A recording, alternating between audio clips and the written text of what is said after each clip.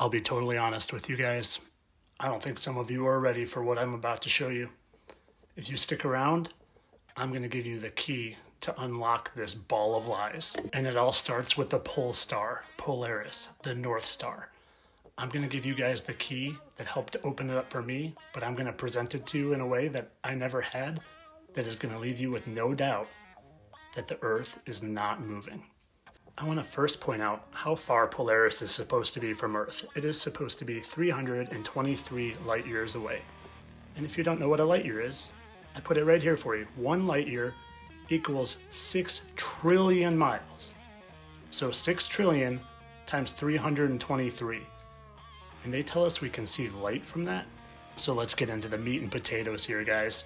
Polaris, it does not move in the sky, okay? It stays in the north sky. It's a North Star. It's over the North Pole all the time. And that is a fact whether you're a flat earther or a globe earther. It does not move. They say it moves kind of just tiny bit where you can't see it, but it's basically in the same spot all the time.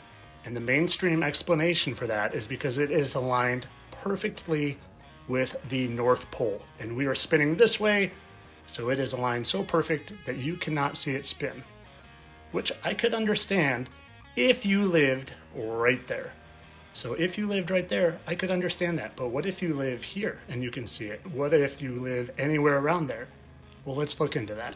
So what I'm about to show you here is 3 separate experiments where I try to duplicate if you are right here and the Earth was spinning, what you would see. And then I did one if you were off to the side and what you would see. And I want to take you through these. So here's the first one where I tried to duplicate living in the North Pole, and it looks like it is very still. It is in the same place, correct? Next, I tried to duplicate living on the side of the Earth, like the United States, to see if it would move. And it's clearly moving and not in the same spot, but it's negligible. You can't really tell that much. But to this point, I've only taken into account the Earth's rotation and nothing else.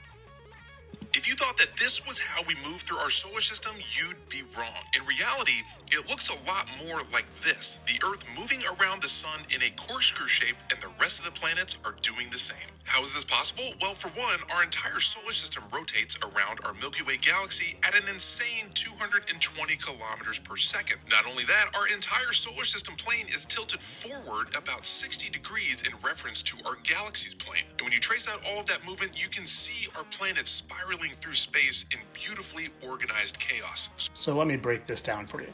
The Earth is supposedly moving in 4 different manners. It is rotating at the equator at 1,000 miles per hour. It is traveling around the sun at 67,000 miles per hour. It is traveling through the galaxy at 400,000 miles per hour. And it is traveling through the entire universe at 2 million miles per hour. And Polaris doesn't move. Well, I added just a second movement to my test. So far, I've just had the test of spinning either in the middle or on the outside. Now I added that second movement of rotating around the sun while it's spinning. So let's see how that looks. So here is only adding in a second movement. We have the rotation and we have the revolving around the sun, and Polaris would move unquestionably. So you need to ask yourself this honest question. If the Earth were actually spinning at the equator at 1,000 miles per hour and revolving around the sun at 67,000 miles per hour in a different direction, mind you, and traveling through the solar system at 400,000 miles per hour in a different direction, mind you, and traveling through the universe at 2 million miles per hour in a different direction, mind you, would Polaris always sit right there?